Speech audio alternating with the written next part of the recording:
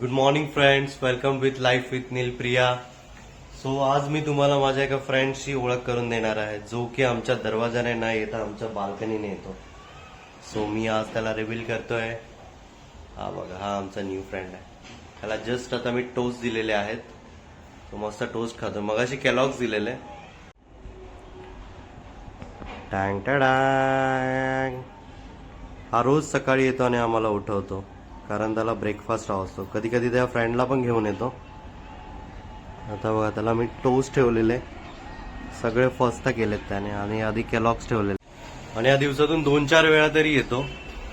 सकाळी एकदा येतो, सकाळी ब्रेकफास्ट ठेवला संपल्यावर परत थोडा फिरून परत येतो. परत आम्ही ऑफिसला जाताना पण त्याला थोडं त्याच्यासाठी लंच ठेवून जातो. सो आता हे डेलीचं येणं जाणं त्याचं झालंय. त्यालाही माहिती आहे की हे रोज सकाळी ब्रेकफास्ट देतात, त्याच्यामुळे तोही येतो स्वतःहून. आणि ठीक आहे, एखाद्या मुक्या प्राण्याला पक्ष्याला नेणं आम्हालाही चांगलं वाटतं. गाईज, तुम्हाला बोललेलं ना, हा थोड्या वेळाने परत येईल. सो ह्याचं पोट भरलं आणि परत रिकामं झालं तर हा परत येतो. हा बघा, आलाय. सो असंच याचं येणं जाणं चालू असतं. सो आपण आतासाठी बाय बाय.